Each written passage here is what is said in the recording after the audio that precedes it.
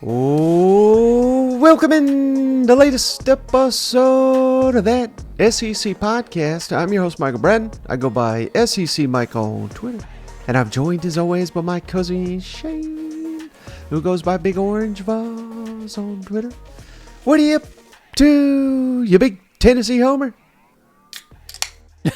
Hey, babe, what's going on? Oh, man, I am fired up, Shane. We were just talking about it off air, but we got one of our favorites on the show, Mike Griffith from DawgNation. Long interview. You know, of course, we hit on the dogs, but he's pumping up the Vols. He's pumping up Shane Beamer. He's trashing Alabama. I mean, what more could you want from a Mike Griffith interview? You know what? Yeah, I know. I'm glad you put that little warning label. A lot of people are like, "Oh God, here we go, more Georgia singing," you know. But no, you're right. He really touched on quite a few teams here. Vol fans, especially, man. I was ready to run through a damn brick wall. I was like, "Yeah, Mike, you're on to something," you know. Of course, you know he used to be a Tennessee homer, you know. Yep. Yeah. So I can't wait to play that one, Shane. It has been a very slow news day, but thanks once again. We got this outstanding call line, and our guy Trey from Northwest Arkansas, Shane, he's been calling about every day. So I felt bad that we've not gotten to one of his questions yet, but I thought this was the best one yet from Trey. So, again, we got this call-in line. We're open to any communication you want to send us at 615-965-5152. It's absolutely free, doesn't cost you a dime, and the best part, you're helping us out during the off season because we need the content. So let's kick it over to our buddy cousin Trey from Northwest Arkansas.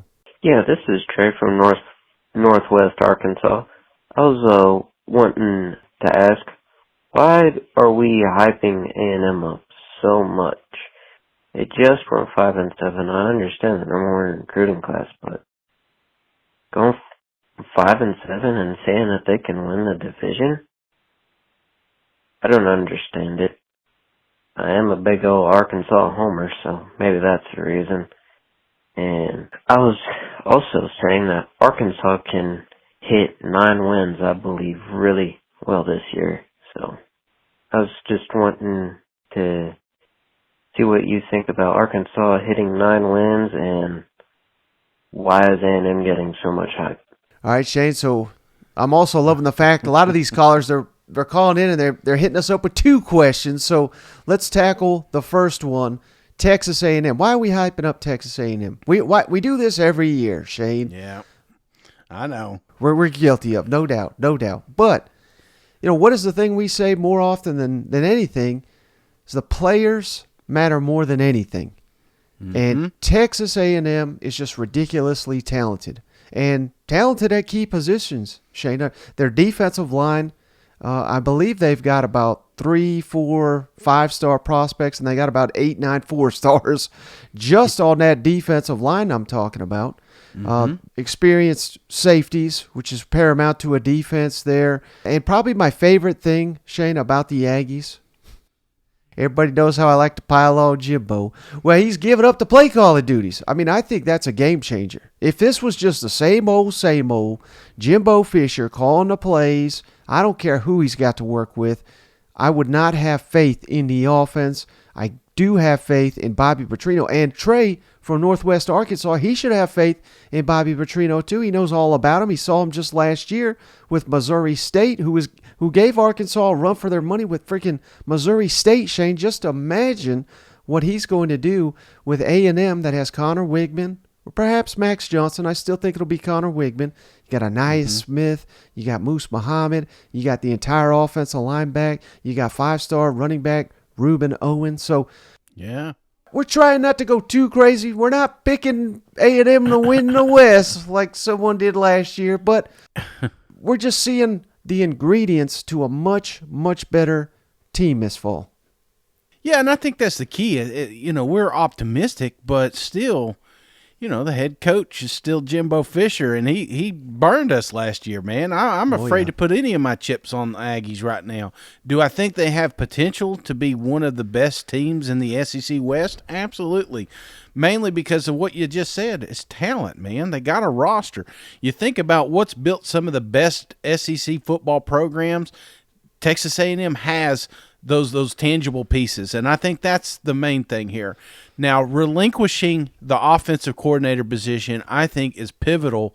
Letting this offense cook, man, because there was times last year it was slow, it was it was almost embarrassing to watch. It felt like I was back in the 90s, man, early 90s, late 80s, watching a college football team. It's not like that, man. You got to adapt. You got to be able to cut loose. And I think, if anything, man, maybe a little release of the reins may help Jimbo to kind of take more of that CEO role, which I think once he does that, man, Texas A&M, the sky's the limit. This program is going to continue to bring in talent year after year. And, yes, I am very optimistic, but I'm also –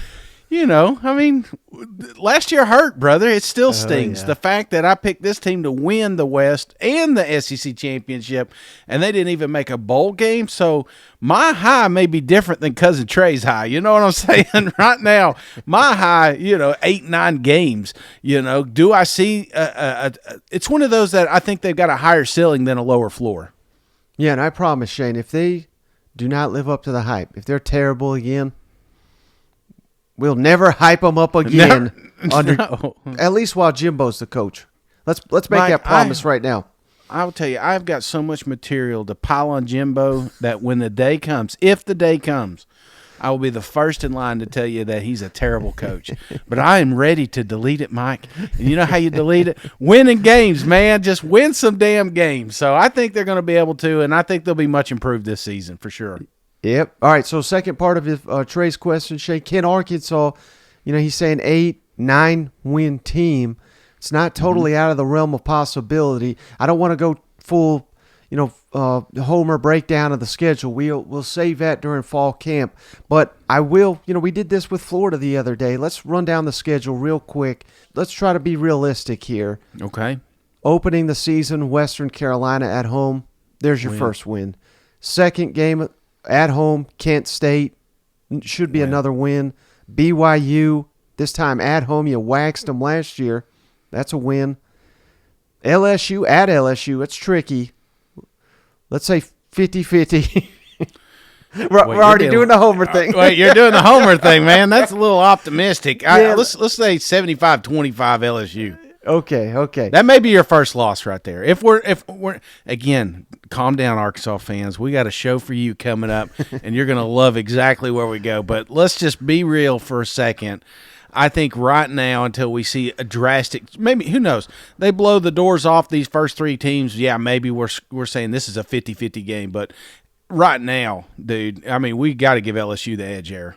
Right. All right. How about Texas A&M? Of course, in Arlington. I want to call this a 50-50 game, Shane. We just hyped up A&M, but, we got to call it like it is. A&M has owned Arkansas. So, I kind of lean toward A&M winning that game, but you could certainly talk me into Arkansas winning that game. This is probably the one, Shane, where they got to win it if they're going to get to 9 wins. What are your thoughts on that? Yeah, I think the better way to tee this up, Mike, is those two games right there, Texas A&M, LSU. Do they win one of them? Yeah, I could definitely see that happening. Okay, yeah, so let's give them one of those. Then they go at Ole Miss. That's winnable, but that's going to be tough. At Alabama, I'm not giving you that one. But then you go Mississippi State at home. They could conceivably win that. At Florida, let's just, for the sake of argument right now, let's give them that. Auburn at home.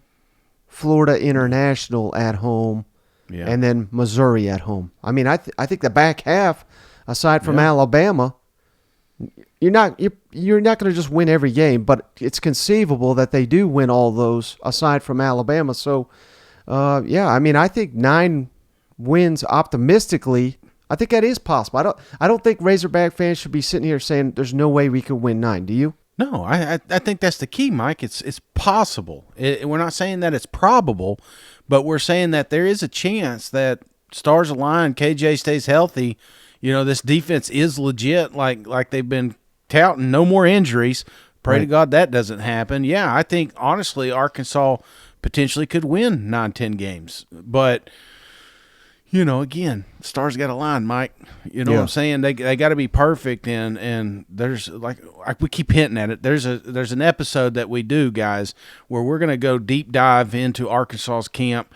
We're going to talk about their depth. We're going to have people on, and then at the very end, me and Mike like to put on our optimistic glasses. Then we'll be Razorback fans and show you a way they can make it to the college football playoffs. But until then, Mike, 8-9, yeah, that's realistic.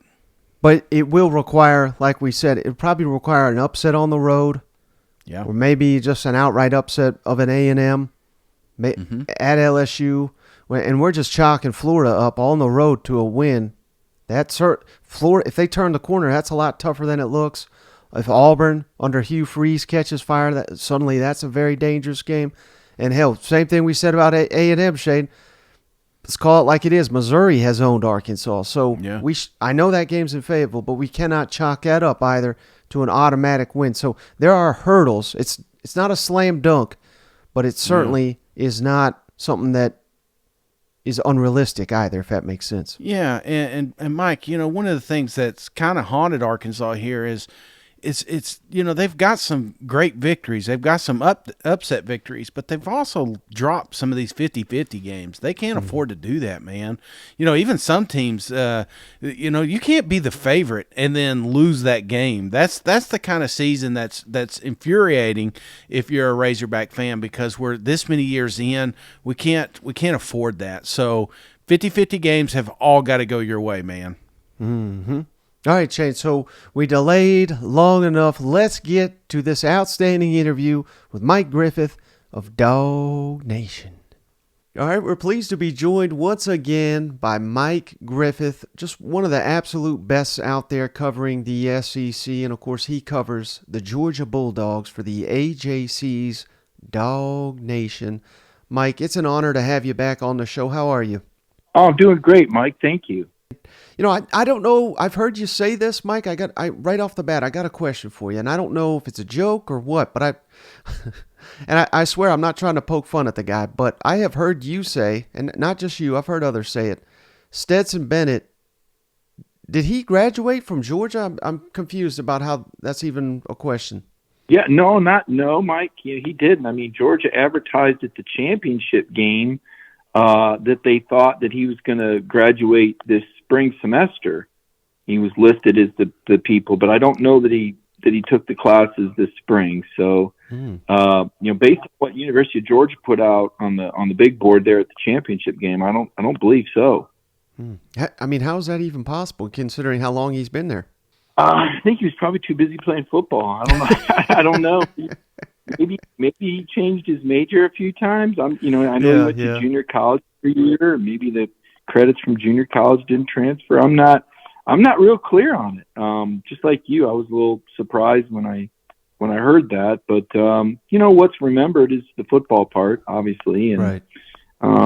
Georgia's a top 20 academic institution, but it's a tough place to graduate from too.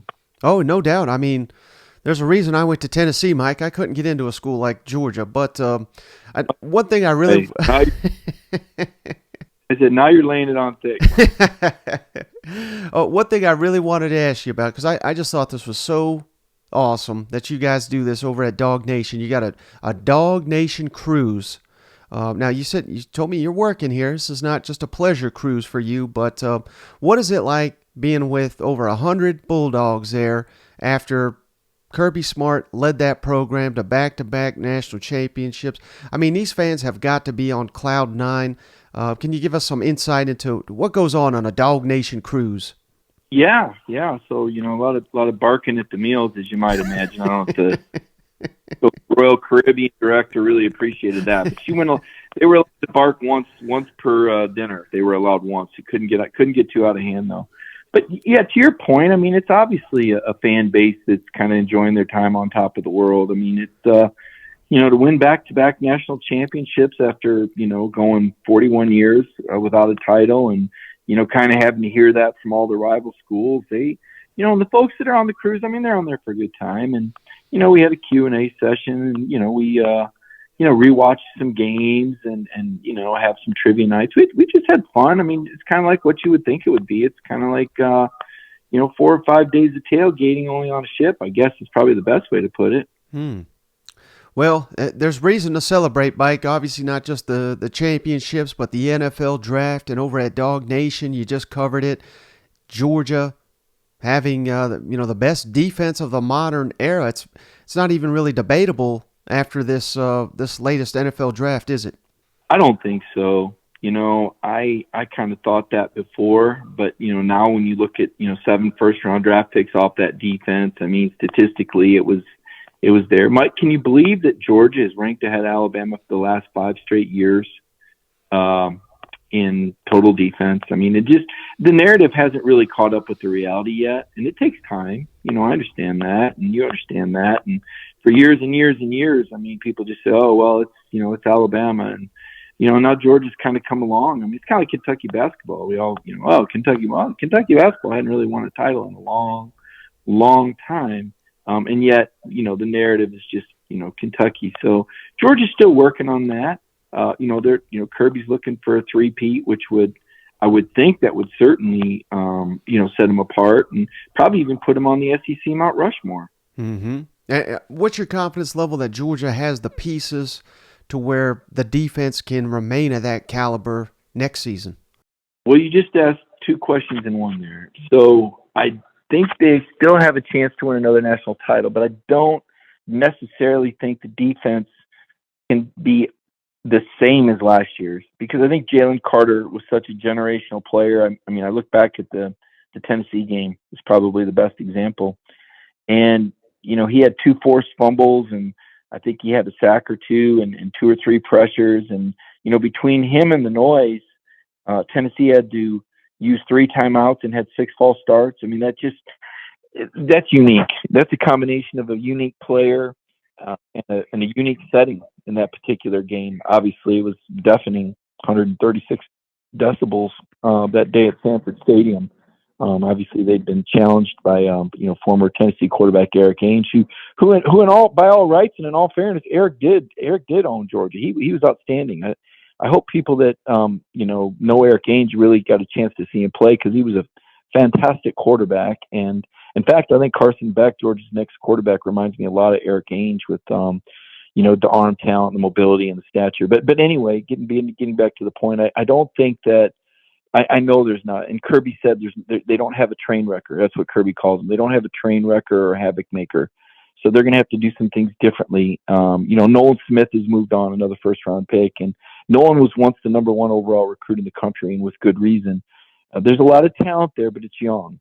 Their schedule is conducive to the team improving as the year goes on, but can they have someone playing at Nolan's level? Can they find someone like Jalen? I don't think so. So I think you're going to drop off at those 2 positions. Now, their linebackers are really good, and the secondary is really good.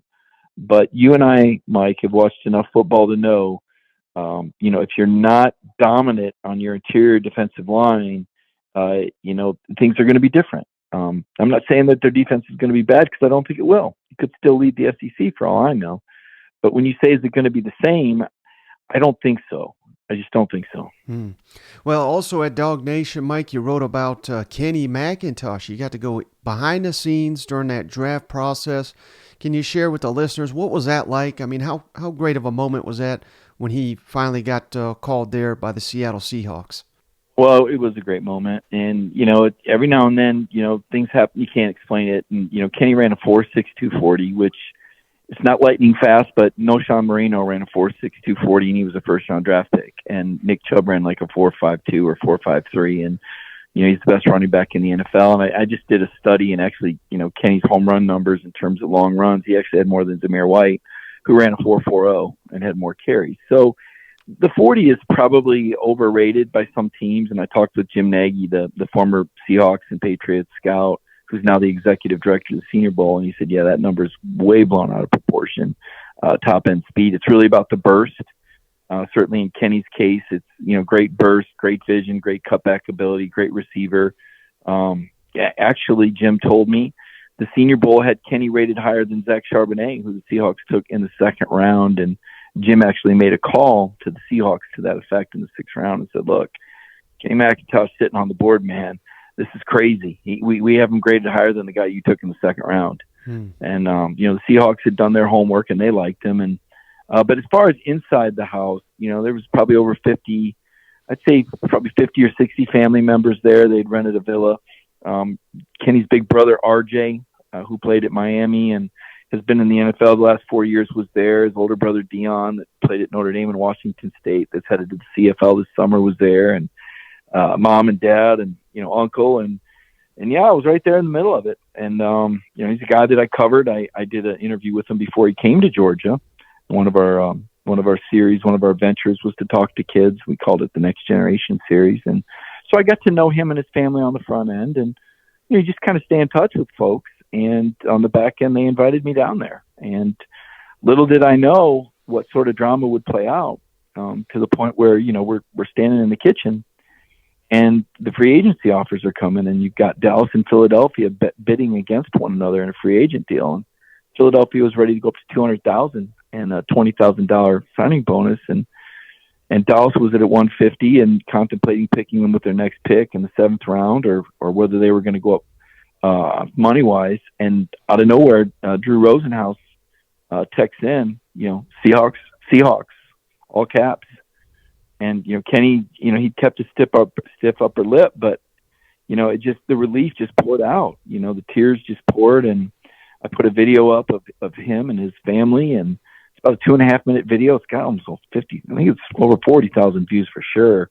Just an emotional household, and the household just tells the story. And, watching this and seeing before your own eyes someone's dreams come to reality it was a great moment. I mean, I've covered a lot of really cool things, whether it's, Auburn or Tennessee's undefeated seasons in the 90s, or, Coach Stallings. I still remember his final game well. I remember, the London Olympics were fantastic with Phelps and Bolt and being in those stadiums and arenas. But being in the home of a player and knowing what he went through at Georgia, it was special. And I'm thankful. It's one of those times and Mike, you've got a lot of them. You're somewhat of a rock star now in the SEC, but it's one of those times when you appreciate your job and you appreciate the moments that you have. And it was really special.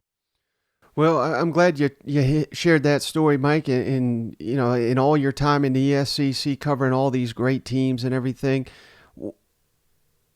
Does Georgia right now, the way they're playing under Kirby Smart, are they on a different level in your mind, just on the teams you've covered? And, do you think they could possibly keep us going for, and I'm not saying, I'm not asking you to predict if they're going to win the third one in a row here, but could you see them winning, 2, 3 more titles under Kirby in the next 5 to 10 years? Well, it's kind of a yes and no, right? And I hate to be on the fence with you, but covering those programs and, and seeing Alabama and Tennessee, Michigan State rise to great heights, I can tell you nobody sees it coming when the team drops off.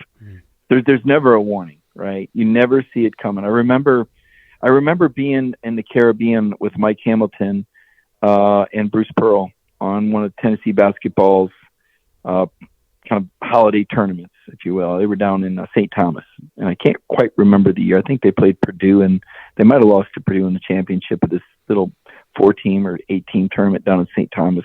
You'll have to check the record books. But I remember sitting across from Hamilton, and, Pat Head Summit was still there, as well as Philip Fulmer, and, Bruce had really changed the culture at Tennessee. And I sat across from Hamilton, and I said, you know what? Things are never going to get better for you. He said, well, that's a heck of a thing to say. And I said, well, I'm just telling you. You got Philip Fulmer, you got Pat Summit, and now you got Bruce Pearl. I said, these things Mike, I said, these things just don't last. They just don't, And he goes, well, yeah. I said, I said, you ever thought about just, cashing in? And, if you were ever going to take another job, I mean, I just can't imagine. Well, no. We're we're going to keep this thing rolling for years, he said. Well, I don't need to tell you what happened. And same thing at Michigan State. I remember, we met Mark D'Antonio and Tom Izzo. Are they the best football-basketball combo in the country? Michigan State, 3 straight years in the top 10 in football, beat Ohio State, for the Big Ten title, and Urban Meyer with all that talent, and D'Antonio and the Spartans take him down, and Izzo, of course, just being Izzo. I mean, arguably the best coach in basketball right now, and certainly a celebrated figure and champion for years in the Big Ten, and that was the best. So I'm not predicting the downfall. I'm not saying that Georgia can't sustain, but just for perspective, Steve Spurrier was at Florida 12 years. And I think he won 6 or 7 SEC titles in those 12 years, depending on whether or not you want to give him credit for 1990, which was forfeited because of the coach before him. Kirby's already been at Georgia 7. This is year 8. And Kirby's 47. And Kirby's making a lot more money than Steve Spurrier ever did. He's knocking out, $11 million a year, Mike. Not to say that he wouldn't want to coach another 20 years, but he doesn't have to. Right. And he doesn't, will he coach another 10 years? I think 10 years, when you look around and you see guys like Chris Peterson and Bob Stoops that, stepped away, especially with the recruiting clock and the way Kirby burns. So I guess what I'm saying is this. I think Georgia is in a prime position relative to how other programs have been rolling. Yes, I've seen comparable times. I mean, Tennessee was fantastic under Philip Fulmer from, the late 90s into the, early 2000s. They didn't win back-to-back titles, but they could have easily won 2 or 3. I mean, just imagine if there was a 14 playoff, what a difference that would have made. I mean, think about this. Georgia doesn't win the 2021 title if there's not a 14 playoff. They wouldn't have been there. They lost to Alabama in the SEC title game. That'd have been it. That's it. They wouldn't have gotten a do-over. Mm-hmm. They wouldn't have gotten a do-over. So it's a different game now than it was. Spurrier didn't have second chances. Fulmer didn't have second chances. And I'm not saying that makes it any less. You could argue that it makes it more difficult because you got to play more games. But I'm just saying it's different now. It's apples and oranges. But what Kirby's got going is the level of buy-in. He's got a fantastic staff. He's got continuity.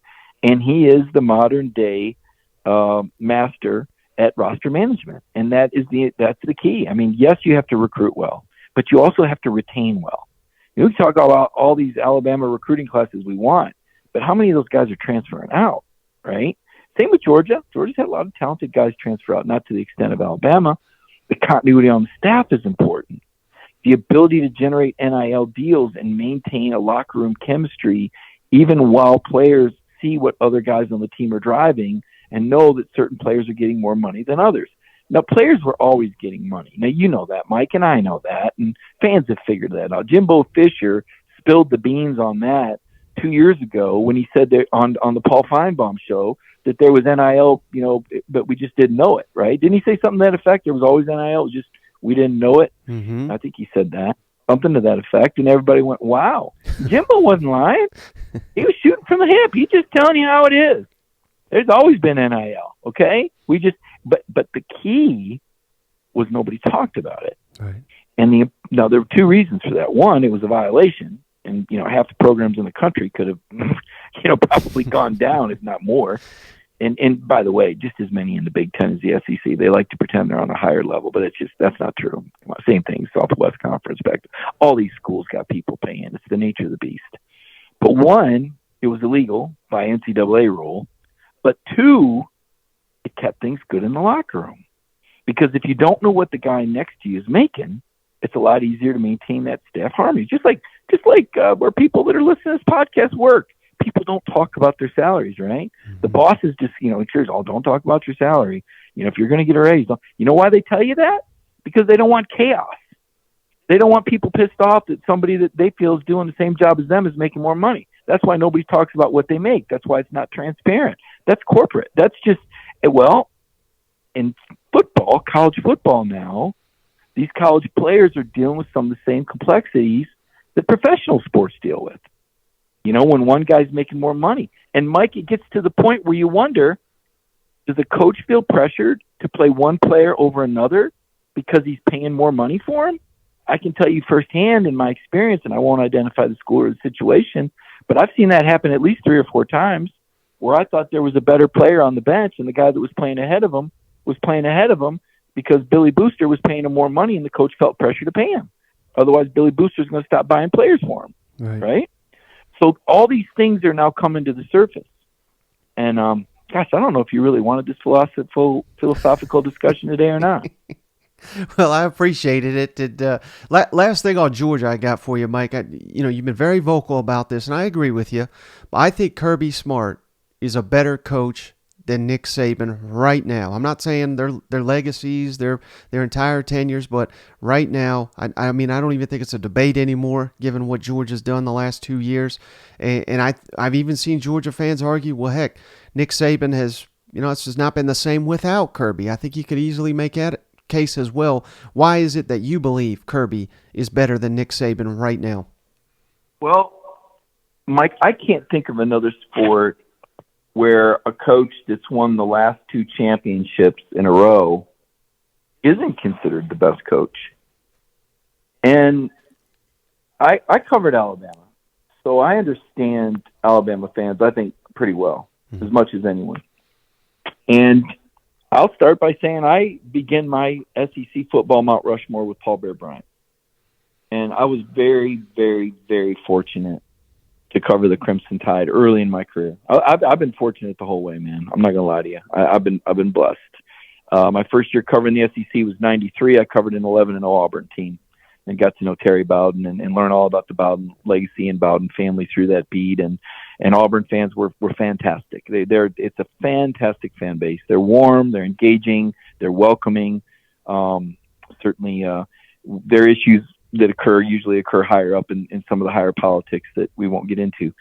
And then covering Alabama at a time when Gene Stallings was there and the way he saw my ambition, the fact that I was that guy from Mobile that would drive up there twice a week and stay in a hotel up there, 5 days a week. I think he saw that and appreciated that. And him and his staff really went out of their way, Dabo Swinney being one of them, to bring me into their offices, to sit me down, to, explain how college football worked and why things were the way they were, and really take time from me. And it was incredible. And then to take the Tennessee job before the 1998 season, Mike, and cover the 98 Vols and get to know T. Martin really well. Me also being a Mobile native like T, we like to say we're from L.A., Lower Alabama, and still friends with T to this day. And get to, Al Wilson and just the incredible stars that were recruited and build relationships with coaches on that staff. John Chavis, fantastic man, great defensive mind. So I've been really blessed along the way. I want to just say that up front, and I don't want to insult anybody, and I'm very careful about that. And Nick Saban, with his 6 titles, he's unbelievable, right? But my Mount Rushmore starts with Paul Bear Bryant. That said, Bear's last 2 years, he was looking at this like he was 8-4, he was 9-2, and the year before that he was 10-2. Now, I think Paul Bear Bryant is the greatest coach of all time in college football. But if I look at his last 3 years, he was 10-2 and 9-2 and 8-4. Was he the best coach in college football those 3 years? So I think that's kind of the conversation we're having here. I don't want to take away any of Saban's greatness, but I have to look at the results. I can't just, just kind of like John Calipari. I look at Cal and listen, I love Cal. I do. I love him as a reporter because he's just fantastic theater. I think he knows basketball. I think he knows people. But do I think John Calipari is the best coach in college basketball right now? No. His salary says he is, but I don't think he is right now. I don't want to take away anything he's done before, but it's been, 10 years since he's won a title, something like that, Mike? So now, and that's an extreme case, but my point is, I think people are shortchanging Kirby Smart if they don't give him credit for winning the last 2 championships. And as I said, being the master, the modern-day master of roster management. And to me, that is the key right now, that we're in this huge transition with transfers and NIL. Roster management is more important. And Kirby's X's and O's are pretty doggone good, too. Let's remember some of Nick's best teams were coordinated and built and recruited by Kirby Smart. Throw Jeremy Pruitt in there, by the way. Jeremy was the defensive coordinator for a couple of those teams. I think ESPN ranks number 1 and number 2, and hopefully I think we'll soon see Jeremy back on the sideline based on, what little I know about that hearing. But we'll find things out. That's a whole nother story for you for another day. But I hope that makes the case without hurting anyone's feelings. Well, on the other end of the spectrum, Mike, I wanted to ask you real quick about Billy Napier at Florida.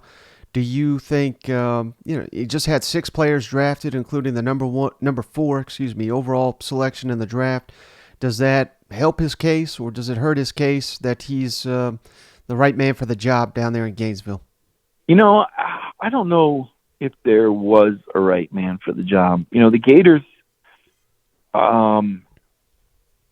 have kind of fallen behind on their facility. They're just now catching up. They got their new football building going. But the recruiting, I think, had dropped off some. I think, that's bears out when you mentioned the draft numbers. I think Billy Napier in a vacuum is a really good coach.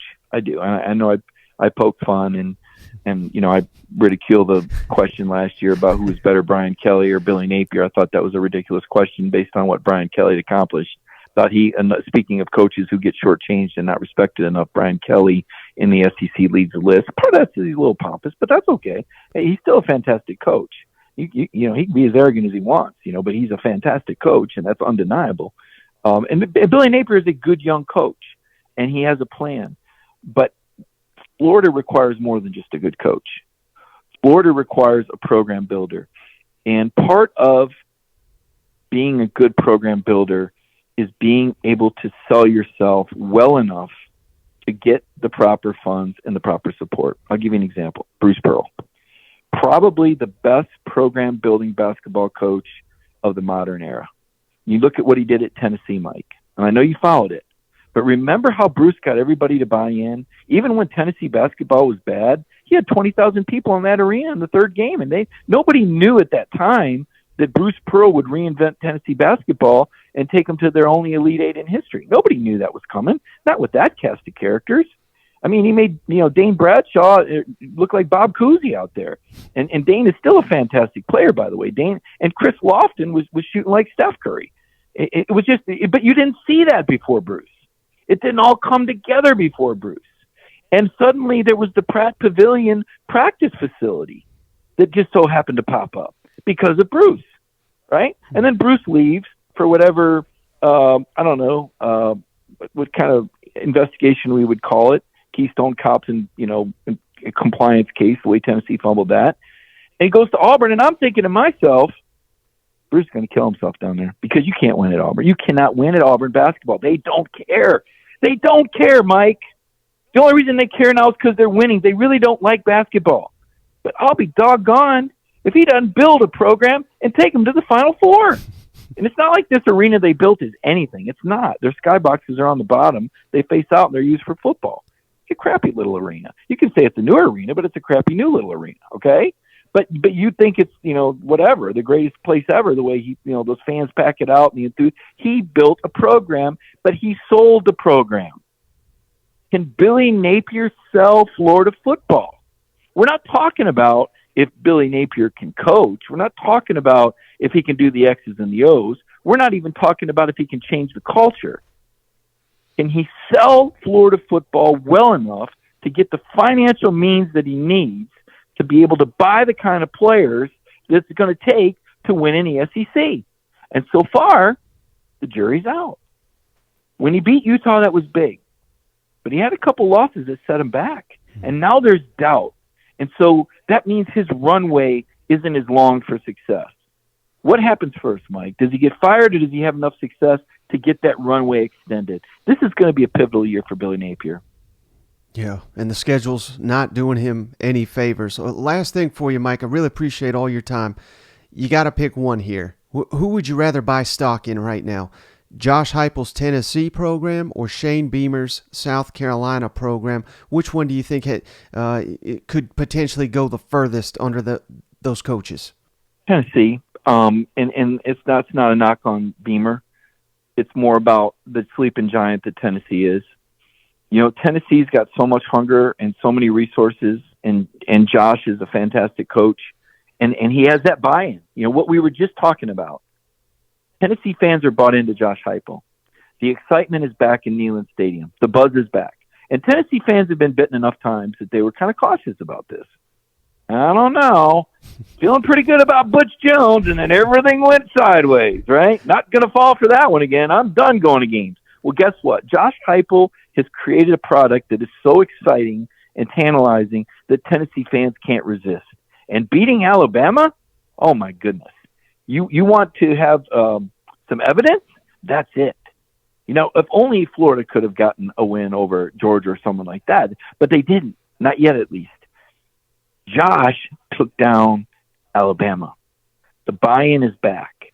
The money is there. The corporate sponsors are there. Mike, you went there. You know what a giant Tennessee is in that state. Mm-hmm. I mean, the Tennessee Titans, they were a thing for a minute. The Tennessee Vols own that state, and the money is pouring in. And that's what it is right now. It's a money game. So you've got a coach that can identify talent, who has an exciting offense, a product that everybody wants to see play, that kids want to play in, and you've got the financial means. They're changing state laws up there for the NIL, for goodness sakes. They are all in Tennessee. South Carolina doesn't have that ceiling. Shane Beamer's a good coach. He's doing some good things, and that's nice. And but it's a nice little program. But Tennessee is a giant. It's a Goliath. Steve Spurrier, who I believe during his era was as good as any coach he ever faced. You can look at the numbers and see who he beat. I think he had a winning record against Nick Saban, for that matter. In fact, one year I think he beat Clemson, Alabama, and Tennessee in the same. Something stupid like that at South Carolina. But we saw the ceiling with Spurrier. Spurrier got to one SEC. That was the ceiling, man. That's it. You had Lou Holtz. You had Steve Spurrier. Those two are the greatest coaches of our modern era, and Beamer has done a fantastic job. So I'm not. Look, he's gotten them back to respectability, 8, 9, 10 wins, probably bypassed Kentucky, and who knows about psycho Missouri from year to year. I don't think Drinkwitz is the answer, and Vanderbilt's going to Vanderbilt. We're just happy when they show up for games when they're supposed to, right? But I just don't think that they have the ceiling that Tennessee does. Tennessee has the ceiling to win championships. And woulda, coulda, shoulda, if not for the evil visored Spurrier getting in the way a couple of years, and if not for the tremendous job that Mark Richt did with David Green and David Pollock, and unfortunately Casey Clausen's injury one season. They've been there, right? They will be back. Their facilities plan has been masterful since the 1960s. You go up to the Tennessee campus, and I tell the people here at Georgia that.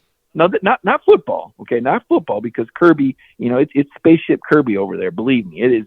They're not second. They're second to none when it comes to football facility. Nobody's getting in the way. There's no apologies. There's nothing else on the mind. It's all football all the time, all Kirby, everybody's ball. But for Georgia's other sports, like look at their baseball facility. You know what they say? Well, it's the Wrigley Field of the. What does that mean? That it's the smallest and the worst, but you're going to call it the Wrigley to somehow make it more endearing? I mean, there's a reason why players don't want to go. They don't have the facilities. Look at Tennessee, and on the other hand, look at Tennessee baseball. Look what's coming down the tracks for Tennessee baseball and Tony V. Look at Tennessee basketball with Rick Barnes.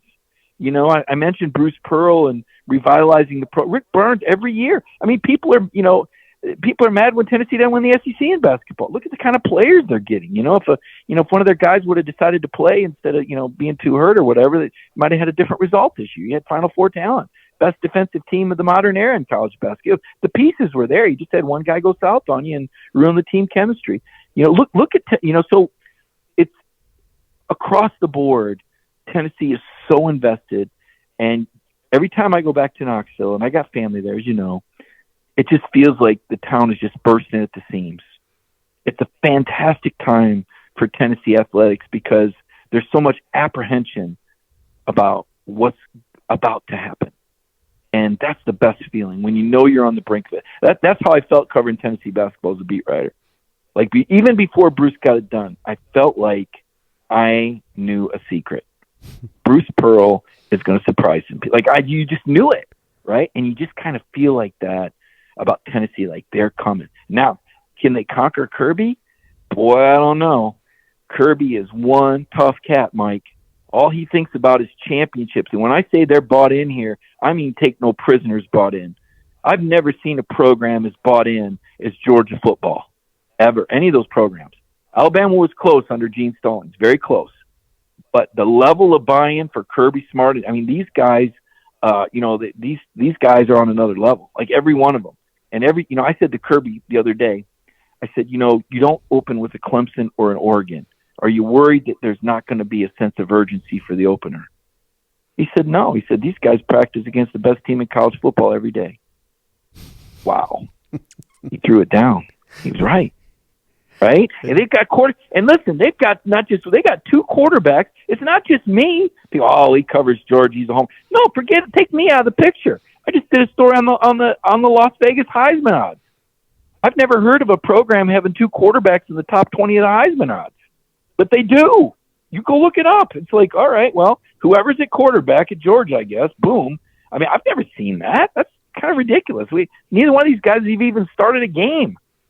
So it's not just me who has confidence in Georgia football and Mike Bobo. And why wouldn't you have confidence in Mike Bobo? I hear some things, Mike, and I'll say this. You didn't ask, but this is just something that I think is laughable. You hear, Mike Bobo, that's really going to hurt him. Is it really? Because when I look in the history books and I say, who is the SEC's winningest quarterback of all time? Do you know who that is, Mike? Off the top of your head, I'm kind of putting you on the spot. Probably Aaron Murray. No, he's the all-time leading passer, and Mike Bobo was his offensive coordinator and quarterbacks coach. What Connor? All-time winningest quarterback at who? Connor Shaw? I don't know. You want to take another guess? Connor Shaw, South Carolina. No, he's South Carolina's winningest quarterback. Winningest SEC quarterback of all time is David Green, who was Mike Bobo's was his quarterbacks coach. All-time leading passer in SEC history is Aaron Murray. Mike Bobo, offensive coordinator, quarterbacks coach. Richest number one draft pick ever. Quarterback Matthew Stafford, Mike Bobo, offensive coordinator. Highest scoring Georgia team in history. You know what year that was? You're already onto the theme. 2012. 2014 Georgia. Oh, 14. Yeah, okay. Hunter Mason. Yeah. So Hudson Mason was the quarterback for the highest scoring Georgia. Mike Bobo calling the plays in 2014 with a quarterback you haven't heard of. So the guy is pretty proven when it comes to having talent around him. Now the last few years, Auburn, South Carolina, let's face it, he didn't have a very fast race car. He's back behind the wheel of a Ferrari. He's got a lot of talent, and he's got a really easy schedule the first half of the season. So, bullish on Georgia, certainly through the first half of the season. And then we'll see what happens. I mean, Josh has got a little bit of a rebuild offensively on his hands. Yeah. I don't expect them to be as good, without him. Look, Hendon Hooker's a special guy. Mm-hmm. Special. Some special receivers have moved on. There was a lot of 6-year guys from that Butch Jones era that stuck it out and stuck around and kept that program going. And Pruitt recruited some good guys too. I think 17 or 18 of those guys were Jeremy Pruitt recruits. They're moving on. So he's got a little bit of a rebuild, but he's got resources. I think he's a really good coach. And like I said, the energy in that town is such that I do expect, Tennessee to emerge as the number 2 team in the SEC East this year.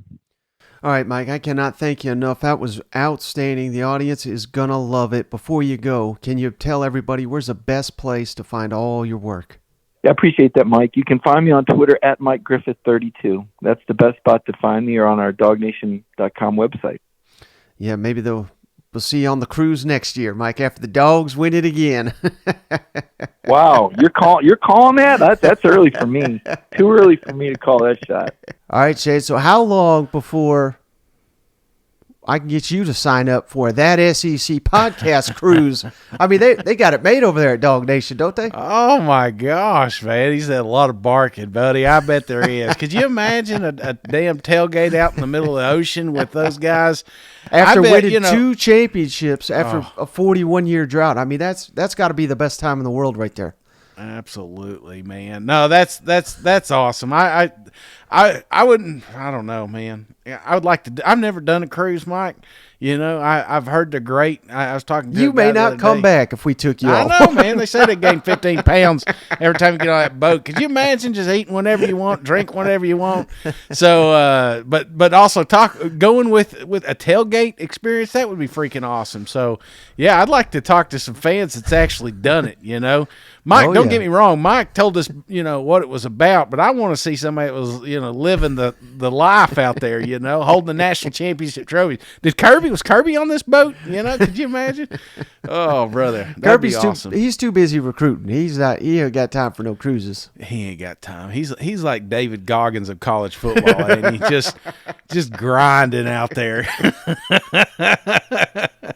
Well, buddy, hey, that's all I got for this episode of the show. Finish strong Friday here. Outstanding week of shows. You got anything before we sign off for the week? No, again, man, fantastic interview. But we've had some great interviews all week, Mike. Appreciate the hustle, getting those guys in, getting some inside. I love it. You go Florida one day, you go Georgia the next. You can't tell me that's coincidence. So getting them fired up here. So that's what I love about college football. And brother, we'll just keep bringing the content as soon as we get it. Yep, absolutely. Well, Shane, I appreciate you. As always, appreciate each and every one of you. And if you're enjoying the content, please subscribe, like, follow us on Twitter, Instagram, TikTok, Facebook. We're on all of it, and it won't cost you a dime. We really do appreciate each and every one of those, and it helps grow the show. That's all we're trying to do. But that's going to do it, Shane, for this episode of the show. We'll catch you on the next one. All right, see you guys. Go Vols. A sleeping giant. I love that.